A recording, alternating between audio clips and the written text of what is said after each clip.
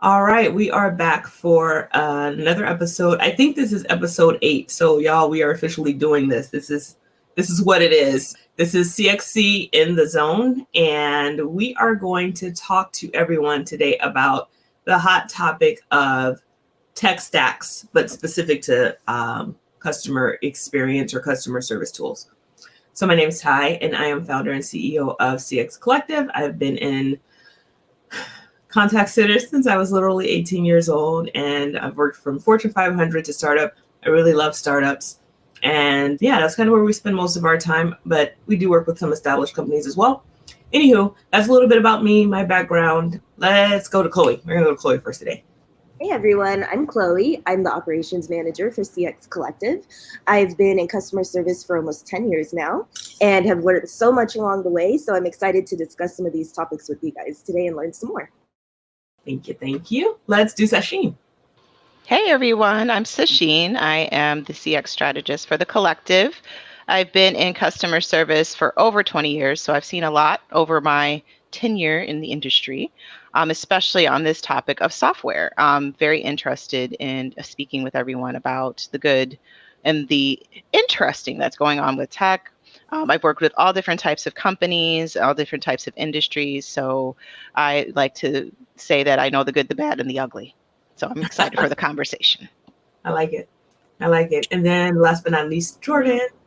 Hey y'all, I'm Jordan. I'm CX operations manager here at the Collective as well. I've been helping build and scale small to mid-sized tech startups for the past 6 years. So excited to dive into tech stacks. Yay! I think this one is it's a hot topic because maybe a few years ago I got a invite to do. It was a virtual summit, and I got invited twice, but I didn't get invited back, and that's okay because I understand why. So the question that's always posed to me is, what's the best tool for companies to use to finish the sentence?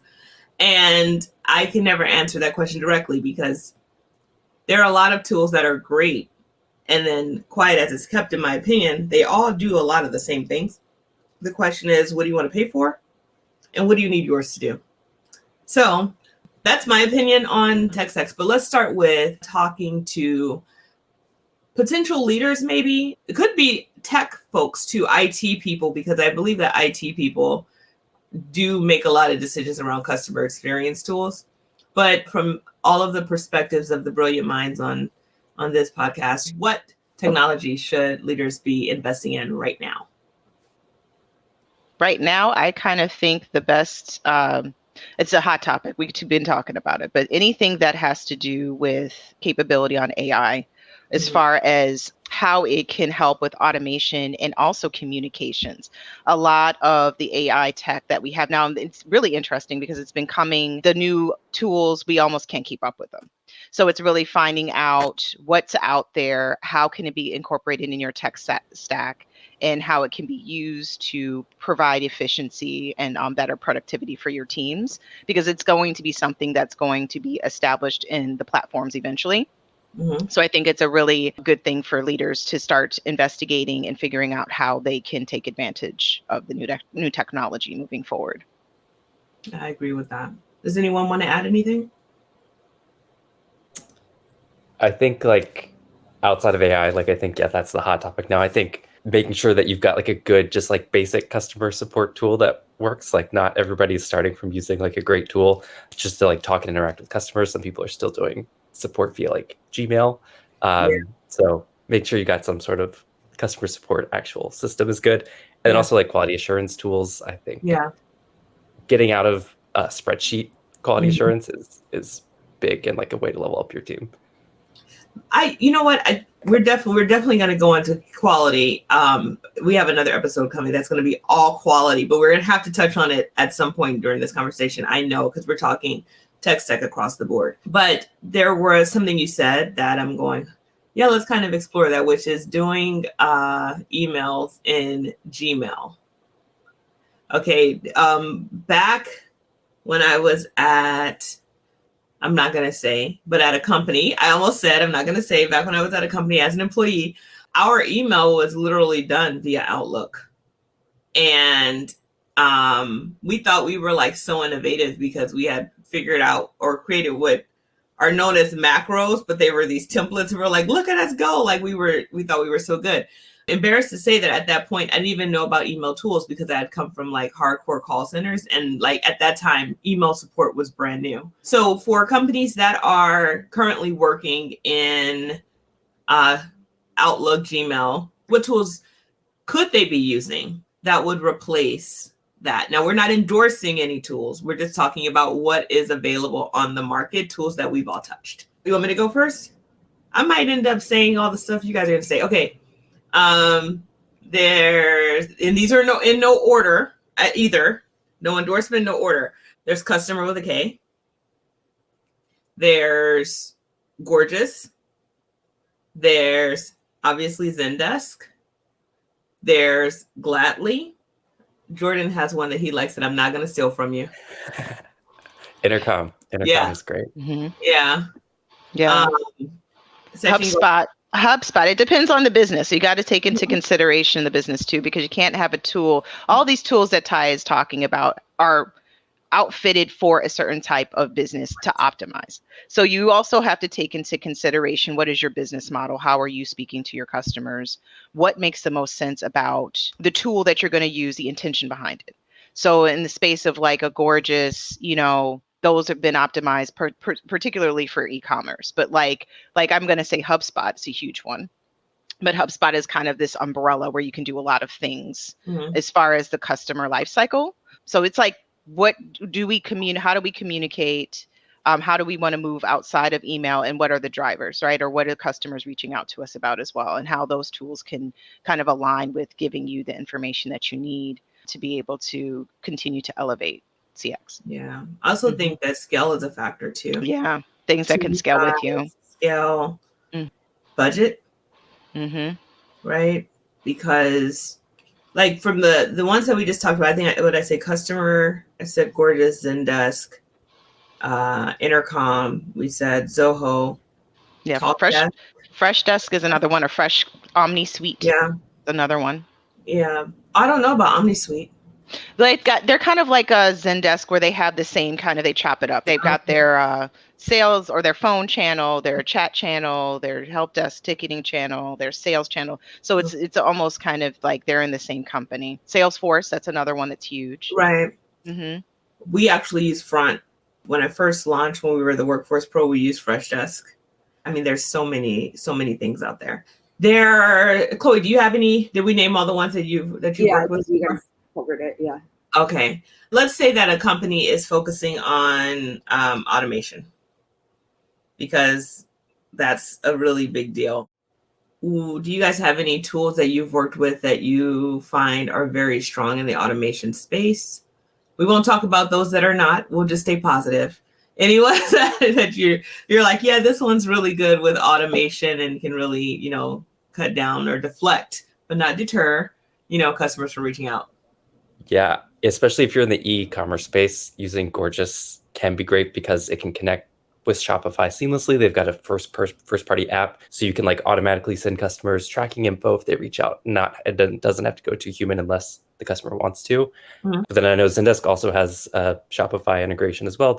But I think it's really cool, and like Gorgeous can do very powerful stuff if you're in the e-commerce space. I believe, unless this has changed, and this may have changed, that Gorgeous is only available to Shopify stores. And I don't know if that's changed, but that was, I believe, now I might eat crow, but I do believe that used to be a thing. Yeah, I think they integrate with WooCommerce, like a couple other players in e-commerce now as well. But Shopify is has the most it's most feature full with their Shopify integration. Gotcha. Okay, so we measured the automation space. You mentioned Gorgeous. Does anyone else have any opinions on automation specifically? So it depends. Of course, yes, it depends. We always say that because it really does. It does. But I mean, I know that this is another popular tool people are using, but Zapier, because when you have situations where you're working on multiple platforms, which a lot of online-based businesses do, you need to communicate through tools that are not always native to integration, or the integration is limited. and the way they talk to each other. So you're going to need to have something in between, which Zapier has, I don't know, the last couple of years, I want to say Zapier came through. It's a very powerful tool that can really help with very simple processes to update certain things when tools don't talk to each other. So that's another one to consider. And they're fairly reasonable as far as their plans and pricing. But yeah, a lot of people are using that too. Yeah. Anyone else want to add? You want to add anything, Chloe? There tools that I mean, for, like I said, they all kind of do the same thing. I think that because when I think about setting up a system, I don't go right into the system and start building. I actually take a beat and we're like, what does this need to do? And in most cases, by the time the client comes to us to get help building the tool, they've already decided what they want. So we're not in a place of like trying to prove to them that this is the best. We don't really even have to sit there. Instead, we're just kind of like, well, you've already decided that you want this. Like example, Sashina and I had a call yesterday with a potential client. They're coming back in. We worked with them a couple of years ago, and they've already decided which tool they're going to use. They just want us to tell them what more they could be thinking about. So in that instance, there's no need for us to point out pros, cons, etc. It just is. However, it does put us in sometimes an interesting situation, because now this is not specific to any particular company, but the sales folks at these companies are really good at telling the client or potential client that all of their needs will be met when they deploy this tool. And they're also famous for saying how easy and simple it is to deploy said tool. And you know what? It's not always that easy. And it's not always that simple. So that being said, I'm thinking about the support, right? Because what happens is there's that fine line between sales telling you that you have a unicorn of a system that literally, spurs rainbows, and then you get it and it's more like, like a of smoke, and you're like, hold on a second, it doesn't do any of the things. And it's like, oh yeah, that's in the next tier. Oh yeah, that's in the next tier, right? And then you're contacting support and you're giving support HE double hockey sticks, literally, because you wanted the rainbow that you were promised, and they're like, well, it can't do that. So I have two questions, and one is going to be around decision criteria for choosing a tool. And one of them, I think, has to be support and how that's handled. The other is, how do you vet one? Right? Because they give you a trial. All of them do. 7, 14, 21, 30 days, whatever it is. During that time, how do you decide if this tool is really going to do what you need it to do? Speaking to how do you know, you should already have kind of an idea of what it should be doing. And I think, and then really hold yourself accountable to that list or whatever those things are, because it's difficult when you're speaking in a demo and you're being presented with the rainbows and the stars and like the real glitter, because you really are like, oh, this is beautiful. But then if you're not looking at all the things that you need and really making sure that you're asking the proper questions, then you find yourself in a situation where you've now committed to a platform that may not be able to do what you want to do, moving, not only just now, but moving forward. So it's good to know what you need now and what you're going to need probably in the next year, if you can see that far, just simply because once you get into these contracts, it's very difficult to get out of them. So it's one of those things that you have to carefully kind of make steps and do your proper like QA on it, I will say, before making a decision. And I think that, of course, companies will want you to make a decision today. They want to get the ball rolling. They want to get you onboarded, but you have to kind of take a pause and take a deep breath and figure out what's going to be best for the company. And I think that may or may not happen depending on leadership, but it's something to take into consideration for sure. Yeah. And what about the company that, that's saying you don't know what you don't know, right? Because when we're talking about, like right now, I'm speaking specifically to a company that launched on a Shopify or a WooCommerce and is experiencing some level of success. And that level of success is causing people to contact them more. And they're using Gmail and messages are getting lost or they're not getting followed up on. And they're now saying they don't even know what a ticketing system is, but somehow, some way they've been marketed to and told, like, you need this. This is going to solve all of your issues as far as customer support is concerned. And they're like, okay, great. What advice can we give that person as far as like creating their own list of requirements? Like how does that person form their list of requirements to be able to go to that company and vet it? Yeah, I think starting with like what's most important to you, what are you trying to solve? Like what's the business case? Like is it things that are getting lost and you want to like increase or like decrease the time to response to customers? Are you looking for something user friendly? I find a lot of times with these tools, like there's a compromise between the most user friendly tools and the customer side and like the flexibility. So something like Intercom is like very cool looking. Like as when I'm a customer, I love using Intercom. It's like very intuitive interface, but it lacks some of the customization that like Zendesk does, which doesn't always look as great on the customer side. So I think kind of like choosing that. Also, what channels are important. Not every tool uses every channel, like voice, chat, email, that.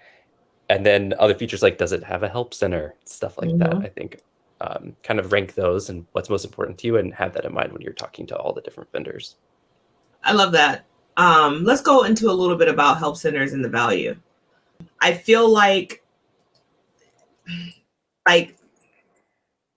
if there's no help center when I go to a site, I judge.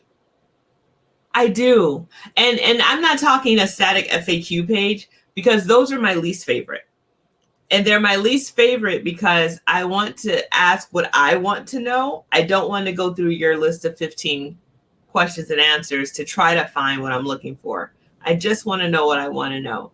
And maybe because we're on the other side of it and we set these things up, but at the same time, give me a ticketing form where I can tell you what I need, right? And then you come back to me with an answer, or gosh darn, I might even get an automatic reply back that tells me what I need and I don't need to talk to you.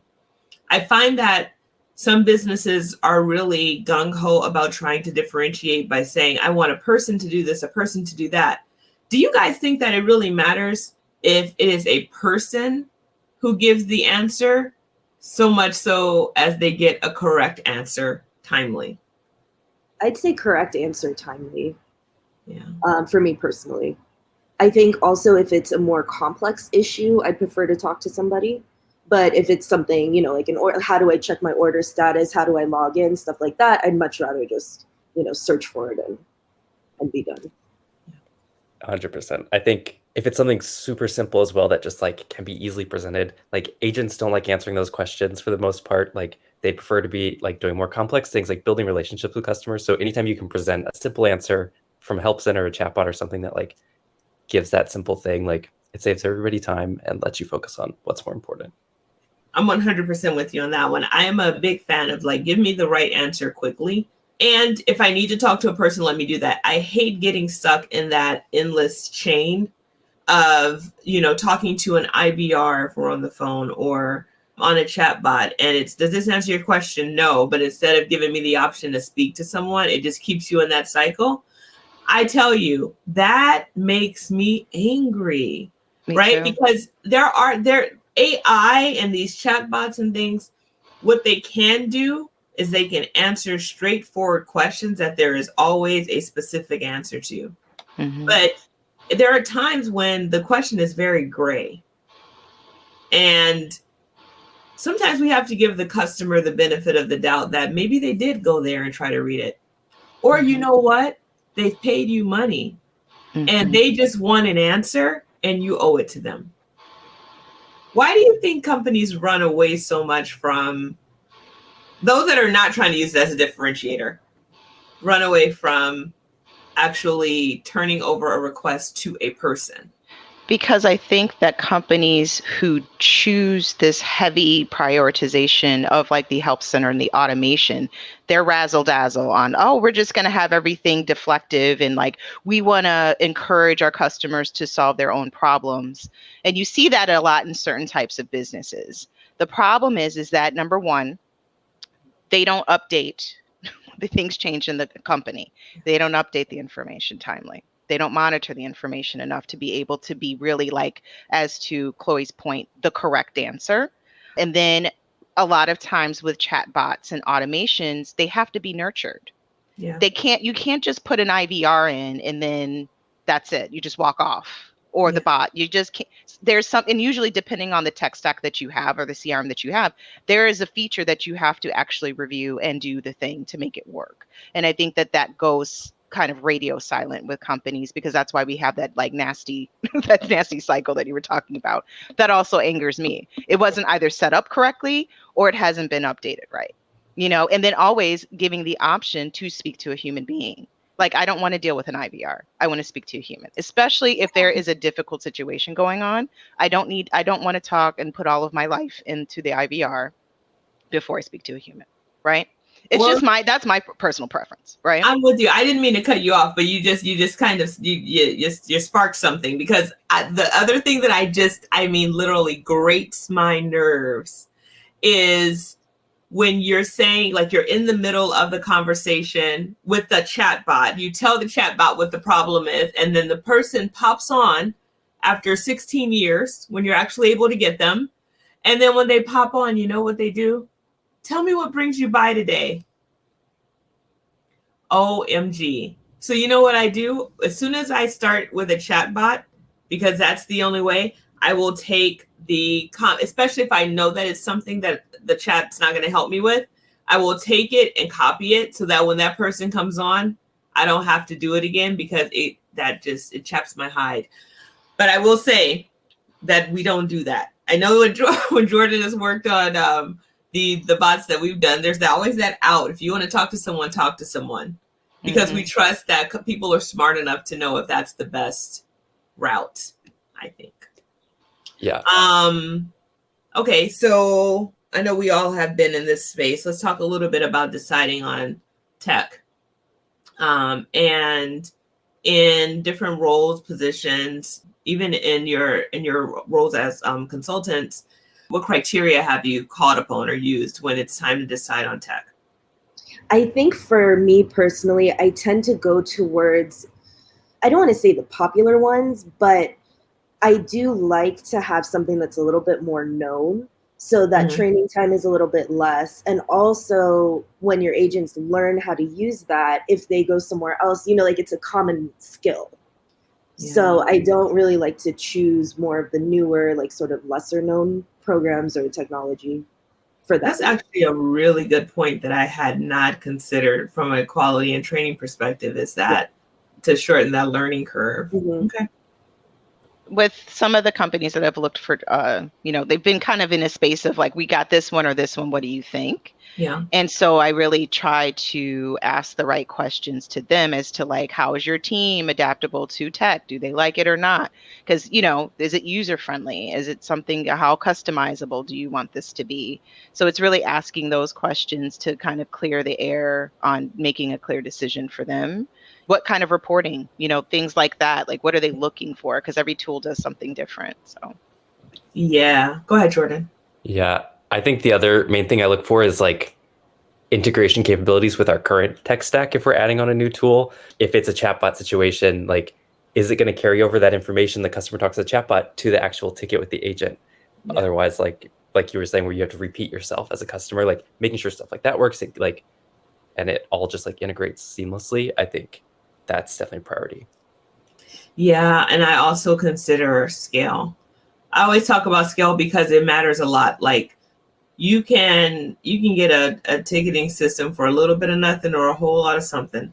The question is, who, like Sasheen said, who you're going to be in a year, who you're going to be in 2 years, who you're going to be in 5 years. Because there is a certain point where you do have to consider whether or not you want to drive a Honda or a Cadillac. And you have to decide that.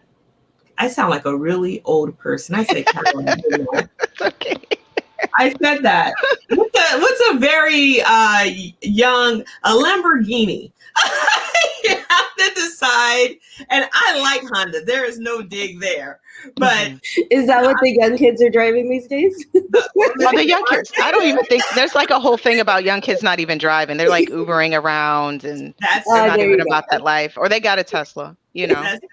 Tesla or hybrid car. Yeah. Just a side note, because that's what we do. When I was on that trip last week, which doesn't even feel like it was last week, but I was on that trip last week, we were Ubering everywhere, and there were 3 Ubers who picked me up in Teslas, and apparently that's something that the rideshare companies are allowing them to rent them for like weeks at a time. I think it eats away a big chunk of the profit, but I guess they figure I get to drive a Tesla, so who cares? But it was like riding in a spaceship. I had never been in one. It was very cool. Yeah, it does sound like one, doesn't it? Yeah. It really does. Yeah. But I wanted to piggyback on what you were saying, Ty. You also have to think about how expensive is this going to be to train my team on a whole nother tool. I feel like that is such an undertaking when you have outgrown a tool and you need to move to a different tool. And then you need to train all your people to use the tool. And then you still need to think about where are we going to be in a year. So hopefully the tool is going to be able to scale with you, but it's like, it's expensive. You know what I mean? Once you outgrow, and thinking about that from a budgetary perspective on how much that's actually going to take to get that going. Right. You bring up a good point, which are the hidden costs of deploying a new system or a new technology. And I think one that you mentioned is the training costs. There's also the reality that it's really not going to be that simple to set it up. I know that they tell you that, and I wish that were true, but it's not always going to be really simple to just set it up. It can sometimes, you probably need to go to an expert. That I always use that saying, I'm too poor to buy cheap stuff. Sometimes you have to go to an expert and invest up front to have it built out properly so that it actually does work for you. Because if you don't do that, what happens at the end, or not at the end, but like in the middle of you using it and it not being able to do all the things that they promised or all the things that you thought it should do, now you're bringing in a team like us, possibly, of people to turn it around. And guess what happens? We're not turning a speedboat, we're turning a cruise ship. So what we could have done for you out of the gate right away, we can't do it as quickly because now we have to spend time undoing what's been done, redoing what you need, and then trying to bring your team along on the journey of this change that, guess what, they don't really want to do. Right? So I think training is a big hidden cost. I think implementation is another hidden cost. Let's talk about paying for support. I will always say this. You get what you pay for. You get what you pay for.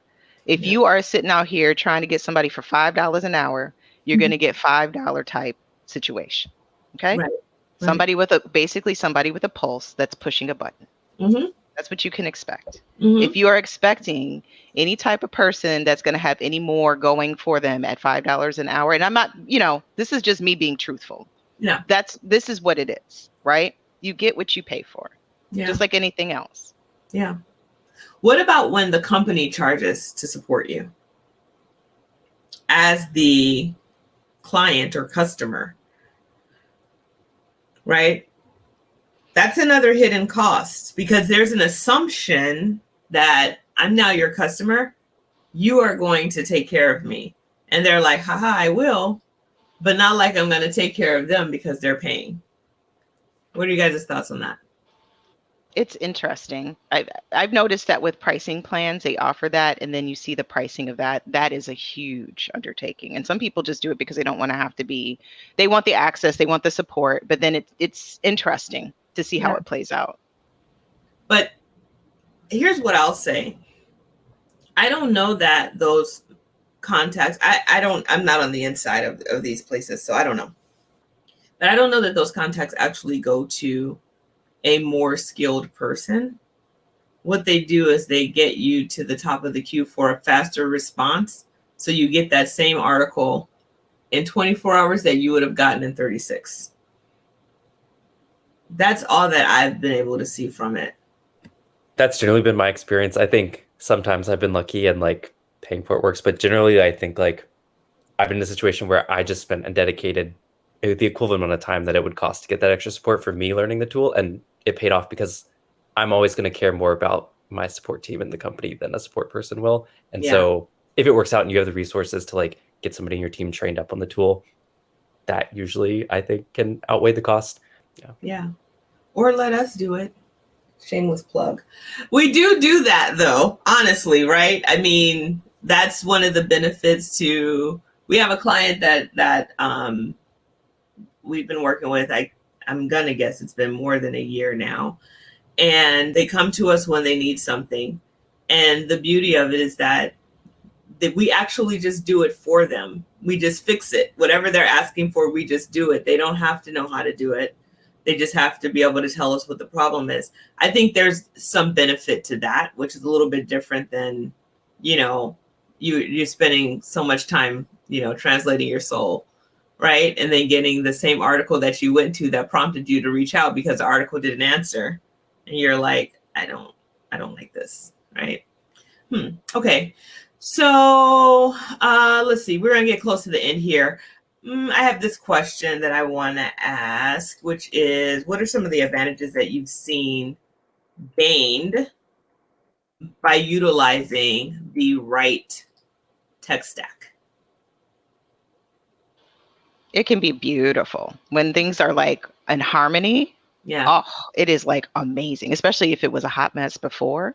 Yeah. And then like you got things together and you see how much easier everybody's workload is and how much easier everybody's experiencing, response times, like everything just seems to just magically come together when the right tech stack is put together and set up correctly. And it's really nice. It doesn't happen all the time, of course, but when you do see it or you are part of that kind of project, it's really great. It's a great outcome, Yeah. Yeah. Anybody else want to add to that? I sort of always go back to training. Again, your training time gets cut down when everything just integrates easily and your own workflow is so much easier. Yeah, that's true. Jordan, you want to add? No, I think just efficiency in general. When it comes down to it, the more that you can have a system do the repetitive things, to Jordan's point earlier, that make it interesting for the people that you've hired to do the work to really feel like they're adding value, you should do that. And like I said, if you give answers to customers that are automated, that are accurate, they're okay. But they're not okay with getting someone on the line to give you something inaccurate or to give you access to some information that you've already read, which prompted you to reach out. Okay, I'm going to do a little bit of a round robin. This is just something I'm pulling out. It's okay to say that you don't have an opinion, but if there's something you feel strongly about, like let's talk about that. So what I'm going to do is I'm going to go around and I'm going to name different facets of customer support. And I want you to tell me a tool that you like for that piece of the support function. I also would love for you to tell me if you like you can have more than one. You can say, I like this if it's a small company. I like this if it's a larger company or one that's scaling or growing quickly. Okay. All right, Chloe, we're going to start with you. Great. Now my anxiety's going up. What's that? Now my anxiety's going up. Uh-oh. She's like, no pressure. No pressure. Okay. Ready. All right. And I'm gonna do like the tool. I mean the support feature and go around. So first one is email. The one that I've used, I think, the most for a lot of the larger scale clients that I've had has been Zendesk. It's really easy to organize, and if you do have someone that can come in and configure it really well for you, then like Sasheen said, it's a beautiful thing. Which tool did you say? Zendesk. Why did I think you said Zappos? I was thinking I really need to have. It's my list, huh? I need more coffee. Yeah, Zappos does use Zendesk though, but okay, cool. All right, noted. Thank you for that, Jordan. Say for email. Yeah, large or small. Yeah, I think it depends on industry. Like I think Gorgeous does a great job if you're in the e-commerce space. I think Intercom. For what size though? For smaller to medium e-commerce, okay. I think when you get bigger, maybe it might run into some limitations. Then also, I think Intercom is great for email. It's like just like their chat, it's very user friendly. Sometimes with Zendesk, you can configure Zendesk to look a little more friendly, but Zendesk has that like old school email contact approach. Whereas intercom just looks like you're like having an email conversation like through Gmail with a friend or somebody else. There is a way to remove that. But that does take some development work. So okay, good to know. Love that. So you said small, gorgeous, intercom, large. Chloe says Zendesk. Sasheen, what do you think? I think I agree with Jordan on the gorgeous, because I think it's with the smaller businesses that just have that one or two agents, and then there's not, they've got a small team, they're kind of scrappy. Yeah. Gorgeous is a really good kind of first take on just getting things started. Depending on how much they grow, of course, they graduate from that. I've had a lot of good experiences with the Freshworks suite. But it just depends on what your business does. I think there's a lot of capabilities with that. Help Scout is another one that is kind of a smaller one for small businesses, people who don't necessarily have a product-based business, maybe service, where they're really just kind of going back and forth, but it gives organization. There's so many. So yeah, it just depends on what it is, but I've liked those in the past. For Freshworks, small or large? It can go. You can scale with that one. So it's almost like it's a rivalry of Zendesk, in my opinion. It's both. Look at both of these systems kind of do the same thing. They're different in the way that they configure in the back, but they can grow. They can grow to be quite large. Okay. All right. Up next, I'll start with Sasheen, then we'll work our way back around. Phones. Oof. Phones. Okay. Because the plug and play ones, it's hard. I mean, you got your air calls, but I'm not totally in love with the air call.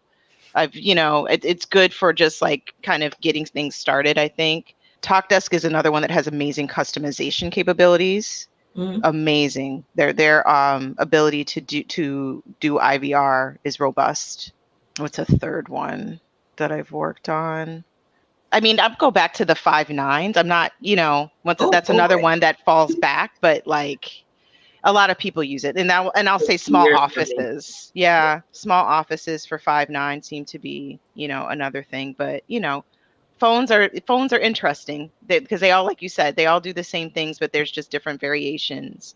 So I'd go with those three. Yeah. Jordan.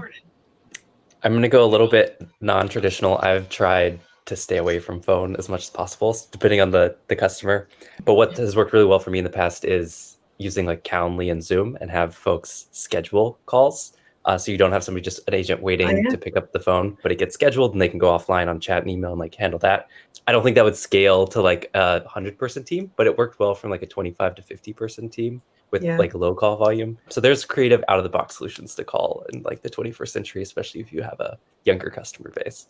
We tried to do that with a client, and oh my gosh, did he give us HE double hockey 6 over that one? He did not like that, and I was like, this is a great way for you to not have to have people sitting around waiting just in case. I love that idea, Jordan. I like that. Okay, Chloe. I've used AirCall in the past, but I think for the most part, the teams that I've worked with have sort of had the like Zendesk Talk, like the ones that come with the email platform. Yeah. So, again, I would just go back to Zendesk Talk would be the one I use the most. Yeah. And Chloe, I think Zendesk is going to like you if they ever see this video.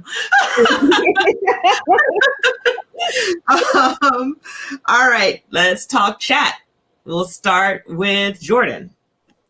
Yeah, I think for small to mid-sized companies, I think Intercom is pretty great. It's so user-friendly. It has integration with its personal chatbot. They've got some new like ChatGPT feature. I haven't tried that out, but that could be cool. That like uses your Intercom help center and it only uses that database of info. But then you also, I've done in the past, like you can do bot flows. So you can like do customer selection from these options, then go here, here, and here. You can do some really cool, powerful stuff with that. And it looks like so great on the customer side.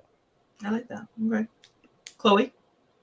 There was one that I've used recently called Chatra. And that one seemed to work really well for high volume. It's really organized. The dashboard is really easy to read and it all like lines up on the side. So you just click into whatever conversation you need to. So from a user perspective, it's super easy. So that's the one that I would prefer. How do you spell that? Chatra. That's what I wrote. Okay. So, okay, cool. That's very cool. Okay. Sasheen. I've used Chatra too, and I agree with Chloe. It's really nice to, if you're just looking for a separate chat bot. I'm going to go with the concept of I like any chat bot that's integrated with the tool, because there you go. that is essential, because there is a difference between having something that's separate and something that's already, kind of native to the tool that you're using, because of the ease of understanding the customer conversation on which channel they're on. So there's something about that that's really nice to see, versus having something completely separate, because now you have like telecom or voice-based cloud systems that have an email, chat, and phone call feature too. So you have some companies using it that way. So I'm just going to go with wherever the chat is, as long as it's native to the system, it's probably the way to go. Let's do social. So, and I'm thinking about like social from the ability to support DMs, direct messages, or any type of messaging tool solution. And, if you guys know of some that allow people to do the engagement piece as well, one that you've used that you may have liked. I think that I liked Gorgeous's approach, because they had the Instagram was a huge, hard, that was a win for them. That was a huge win, because most tools didn't and still don't allow Instagram on their platforms. And a lot of businesses have a lot of customer base there. So there's a part of having to set up social media where you have to figure out how you're going to deal with Instagram, right? Tools that are separate, I haven't run into. Most of them are limited to like Facebook or Twitter, or, Facebook, Twitter, and one other. WhatsApp has been one that now is kind of chugging along. So there's those, but then you still have the Instagram issue. I think that Gorgeous really, I haven't seen anything else. Has anybody seen anything else with Instagram kind of going with CRM? I haven't. I'm also mostly been like B2B, so don't get a ton of social experience. But from what I've seen from Gorgeous, it's pretty cool. Yeah, I agree as well. Yeah. All right. Anyone work with workforce management tools? Yeah, I love Assembled for like that medium to small like scaling team. I think it's a newer tool. I think there's a spinoff of like Stripe had them as an internal tool, and then like now it's its own company. It's got this like modern interface. It integrates with Zendesk, Intercom, Maestro QA, so you can like pull in some live data, and like it uses those assumptions. But I don't have anything to compare it to. I just have like the user-friendly experience. I like that. Okay. Anybody else? Workforce management has usually been built into the systems in some shape, way, or form. So it's not something that they haven't had a separate tool yet. I haven't run into it yet. Okay. TimeShift is another. Oh yeah, I've worked with TimeShift before. Yeah, but that was when I was still working for companies. I ran into that one. Now see, now I'm gonna age myself. I used to, when I was doing workforce management like that, that's where I actually I think I was on the phone for 6 months. Then I went into workforce management, and at that time we were running IEX Total View. I don't know what that's called now. It might be still called IEX. I don't know. And then Blue Pumpkin. And then I know. Have you heard of that, Jordan? Or are you like, that was way before my time? I think that's the name. Blue Pumpkin. Blue Pumpkin is Verint, I think, is the parent company. And then Aspect, which has EWFM. They had a really cool interface called Empower. That one was good.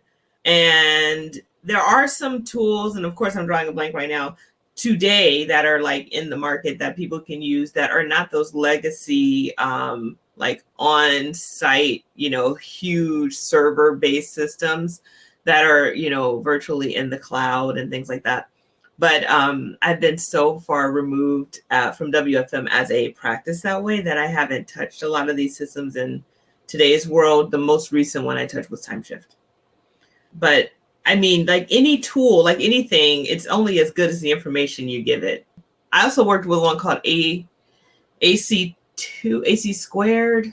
I think they got acquired. And the feature that we loved most about that tool, they actually got rid of, which was the ability to forecast based on drivers, which is really good for, not drivers, but like different inputs. So most systems just use your history, but if you're a startup, what do you use? And that was why we wanted that, because we were launching so many new products that It's basically a regression analysis, but you didn't have to do the regression because they did it for you, and it, broke it down to intraday and all that stuff. But they got acquired and got rid of that particular calculator. So then there's that. All right, last one we'll do going around is quality. I'm going to start with Chloe because she's our quality person.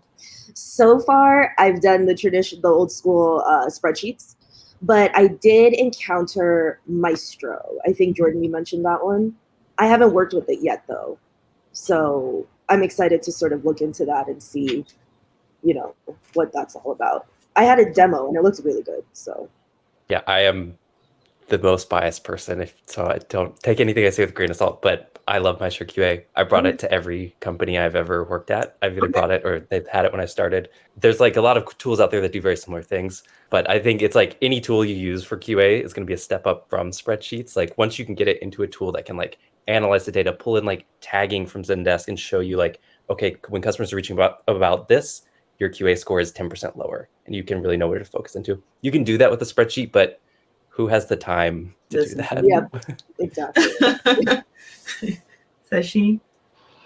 I haven't run into any QA tools to date. If I'm doing any type of QA, it's like what Chloe said, it's usually old school and just taking in information, but excited to eventually get to know that aspect, because I'm pretty sure, like Jordan's saying, it's much easier than having to trudge along and do the check boxes and build the spreadsheets and things of that sort. So the next episode is going to be all things quality. So we're going to definitely like pull the lid off of quality, go much deeper, talk about tools, processes, etc. For this one, you guys may have noticed that I did not give my thoughts on any of the tools because I agree with all of you. I really do think that it is about what does that particular business need. And I stand on develop your requirements. And if you have trouble developing your requirements, align yourself with someone who can help you develop those requirements and go into it, not being razzle dazzled, as Hashim pointed out, by all the things that that they tell you it can do, and instead stay focused on what you need it to do. And ask about support, ask about their SLAs, ask how they measure their SLA being service level agreement. Some will tell you, we will reply to the ticket in 24 hours, and they mean that automatic reply that you get back that goes out instantly. That is not a reply. So ask your questions. And I would say do not commit to a long-term contract on a system that you haven't really had a chance to use and vet. I am the queen of starting up a system and paying that, if you get it for a year, it's, it's $99 per month. But if you get it for monthly, it's going to be $150. I'm like, give me the $150, because in 2 months I might find that you're not who I thought you were. So stay in that space of being flexible, I say. Any last thoughts on tech stacks? All I can say is get you a good one. Make sure that the systems integrate, as we talked about. And then I would also say to lean on the side of what's easy to adapt and adopt, I should say, for your team. And, all else fails, lean on the experts. You don't have to know it all. You just have to know what you want. All right, y'all. Thank you. Thank you for taking the time on this lovely, lovely Friday. I think we're all set on this one. Any final thoughts? All right. Then we'll end it here. Thank you so much.